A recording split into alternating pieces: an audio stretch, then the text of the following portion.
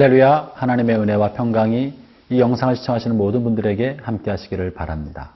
신앙이 뭐겠습니까? 신앙은 우리의 삶에 간섭하시는 하나님을 인정하고 그 하나님을 신뢰하는 것입니다. 때때로 우리의 삶에 다가오는 고난, 역경, 이해할 수 없는 큰 괴로움과 슬픈 일들을 맞닥뜨리게 될 때 과연 하나님이 나에게 왜 이런 일을 행하셨나? 내가 겪는 질병이나 가정의 아픔이나 사업상 어려운 일을 당할 때 왜 하나님 나에게 이런 일을 행하셨나? 정말 이런 일을 행하신 분이 하나님이신가? 하나님이 사랑의 하나님이신가? 공의의 하나님이신가? 의심이 생기고 갈등이 생길 때가 있습니다. 신앙이라는 인생의 항해가 좌초되어 가고 있는 것이죠. 그러나 진짜 신앙은 뭡니까? 우리의 삶에 간섭하시는 주권자 하나님을 인정하는 것입니다. 그리고 그 하나님이 선하시게 모든 것을 빚어가실 것을 신뢰하는 것입니다. 이런 신뢰는 우리의 이성적 이해를 넘어서는 것입니다. 이해가 되지 않아도 하나님을 신뢰할 때 우리의 삶을 간섭하시는 그 하나님을 의지하고 믿을 수 있는 것이죠. 예레미야 애가는 큰 슬픔과 절망에 빠진 이스라엘 백성들을 향해서 이 고난을 어떻게 이겨내야 할지, 큰 아픔을 어떻게 이겨내야 할지를 잘 보여주고 있습니다. 오늘 본문 슬픔에 빠진 이스라엘 백성을 향한 주의 말씀을 다시 한번 살펴보도록 합시다.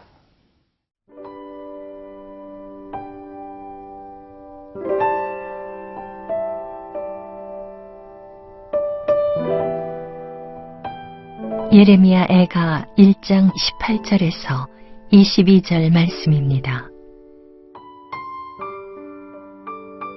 여호와는 의로우시도다. 그러나 내가 그의 명령을 거역하였도다. 너희 모든 백성들아, 내 말을 듣고 내 고통을 볼지어다. 나의 처녀들과 나의 청년들이 사로잡혀 갔도다. 내가 내 사랑하는 자들을 불렀으나 그들은 나를 속였으며 나의 제사장들과 장로들은 그들의 목숨을 회복시킬 그들의 양식을 구하다가 성 가운데에서 기절하였도다. 여호와여 보시옵소서. 내가 환난을 당하여 나의 애를 다 태우고 나의 마음이 상하오니 나의 반역이 심히 크미니이다. 밖에서는 칼이 내 아들을 빼앗아가고 집안에서는 죽음 같은 것이 있나이다. 그들이 내가 탄식하는 것을 들었으나 나를 위로하는 자가 없으며 나의 모든 원수들은 내가 재난당하는 것을 듣고 주께서 이렇게 행하신 것을 기뻐하나이다. 그러나 주께서 그 선포하신 날을 이르게 하셔서 그들이 나와 같이 되게 하소서. 그들의 모든 악을 주 앞에 가지고 오게 하시고 나의 모든 죄악들로 말미암아 내게 행하신 것 같이 그들에게 행하옵소서. 나의 탄식이 많고 나의 마음이 병들었나이다. 오늘 예루살렘과 유다와 자신을 동일시한 선지자는 극심한 고통과 절망적 상황 속에서 하나님께 도움을 호소하였습니다. 그리고 주변 사람들에게 그리고 주변 국가들에게 도움을 호소하였죠. 그러나 아무도 도와주지 않고 하나님으로부터도 도움을 얻지 못하자 그는 하나님을 원망스러운 눈초리로 쳐다보고 주변 여러 국가에 대해서 서운한 마음을 표시합니다. 그것이 어제까지의 본문이었습니다. 그러면서 이제 선지자는 지난날의 모든 걸 생각해 보면서 하나님께서 의로운 분이라고 고백합니다. 그리고 이 고통스러운 현실은 자신의 죄 때문임을 자각하게 된 것이죠. 그것이 오늘 18절의 말씀입니다. 여호와는 의로우시도다. 그러나 내가 그의 명령을 거역하였도다. 너희 모든 백성들아, 내 말을 듣고 내 고통을 볼지어다. 나의 처녀들과 나의 청년들이 사로잡혀 갔도다. 그는 큰 아픔을 겪고 있었지만 이 일을 행하신 하나님은 의롭다. 이 모든 아픔은 나의 지난날의 죄 때문이며 내가 하나님의 명령을 거역했기 때문이라고 고백하고 있는 것입니다.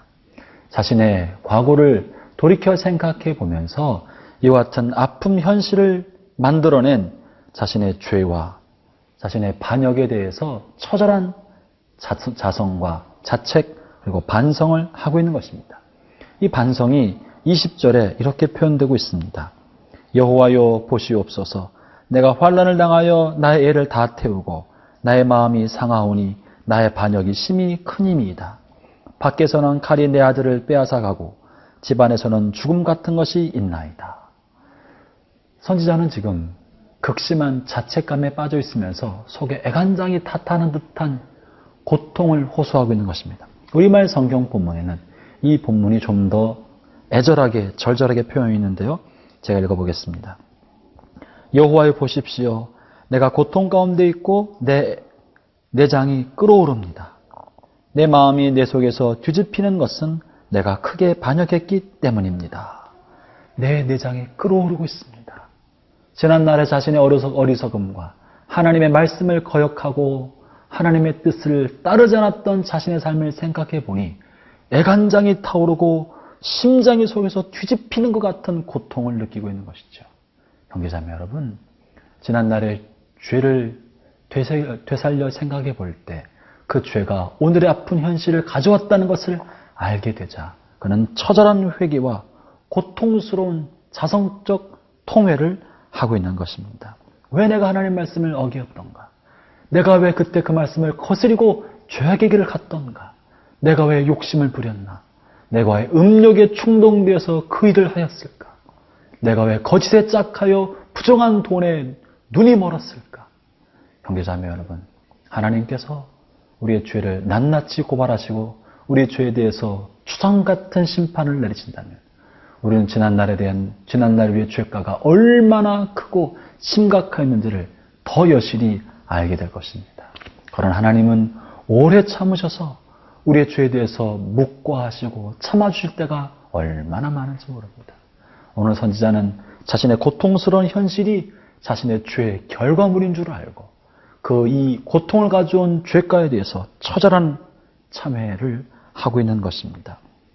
형제자매 여러분, 때때로 여러분의 삶 속에 예기치 않았던 고통을 겪게 될 때, 삶의 좌절에 빠지게 되었을 때, 혹 지난날의 나의 죄가 오늘의 아픔을 가져온 것은 아닌가 되돌아보는 시간을 갖기를 바랍니다.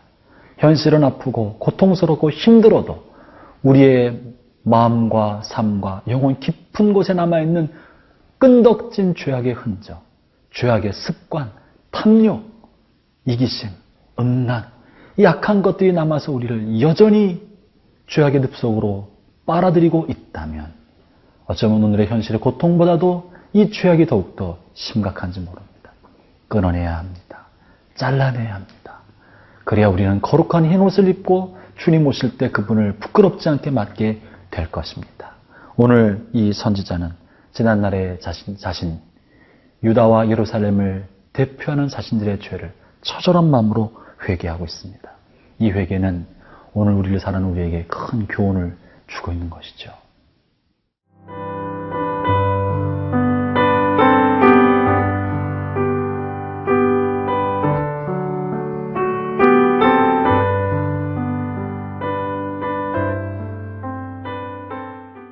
큰 좌절과 절망적 상황을 경험하는 사람들이 갖는 공통적인 또 하나의 감정은 극심한 외로움입니다.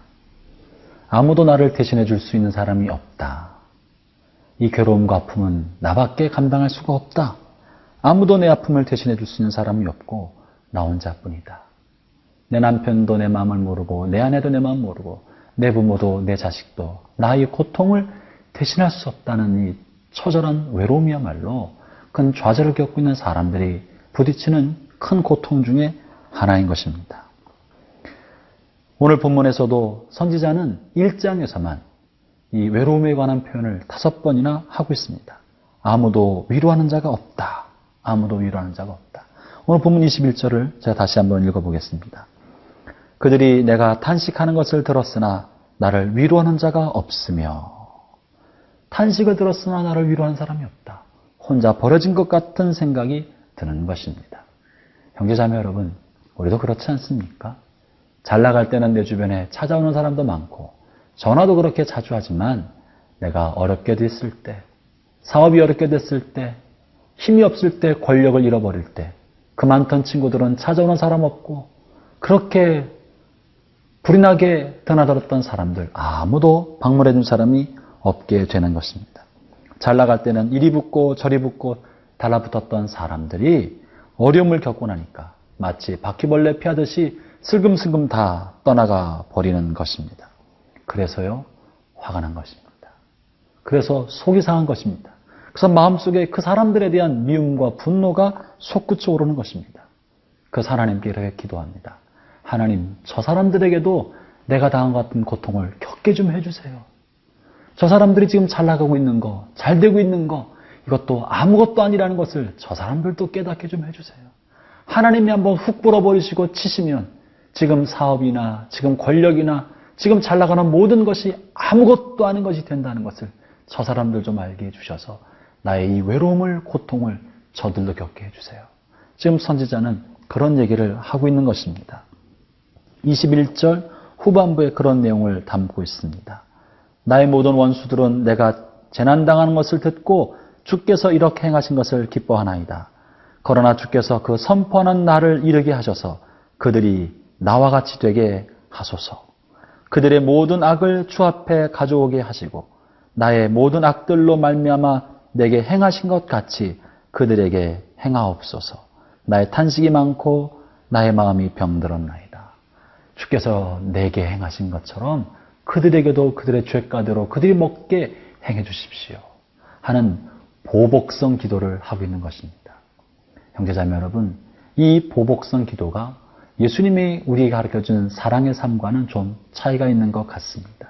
그러나 때때로 우리가 속이 답답하고 병들 것 같고 극심한 괴로움과 고통과 외로움에 사무칠 때, 때때로 마음에 차인 분노가 가득 찰 때 하나님 앞에서만큼은 속에 있는 것을 토설해낼 필요가 있습니다. 사람들에게 원망과 미움의 화살을 돌리는 것은 심각한 문제를 이야기하지만 그러나 하나님 앞에 엎드려 마음에 사무친 것을 토해내는 것은 그때부터 회복의 문이 열릴 수 있는 한 길이 될 수 있는 것입니다. 그러므로 형제자매 여러분, 여러분의 마음에 쌓인 아픔, 고통, 말로 표현할 수 없는 분노와 슬픔이 있습니까? 그 내용이 무엇이든지 간에, 누구를 향한 원망이든지 간에, 자기를 향한 자책이든 무엇이든지 간에 하나님 앞에 그저 쏟아놓기를 바랍니다. 토설하고 쏟아놓는 것이야말로 위로를 받고 회복으로 가는 첫 번째 관문이 될 것이에요. 오늘 이 선지자가 보여준 이 내용은 그런 도덕적인 걸 다 떠나서 하나님 앞에 마음을 토설해 내는 것입니다.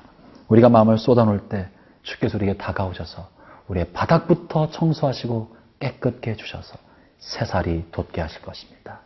오늘 하나님의 위로가 여러분 모두에게 함께 하시기를 바랍니다. 기도하겠습니다. 하나님, 때때로 우리도 남모르는 외로움과 남모르는 아픔을 가지고 있습니다. 그 아픔과 외로움이 무엇인지 간에 하나님 앞에는 마음을 쏟아놓고 하나님 앞에는 토설하며 하나님으로부터 위로를 얻을 수 있도록 은혜를 베풀어 주시옵소서. 오늘 주 앞에 나가는 모든 성도들의 마음속에 위로부터 부으신 하나님의 위로가 가득히 넘쳐나게 하여 주옵소서. 예수님 이름으로 기도합니다. 아멘.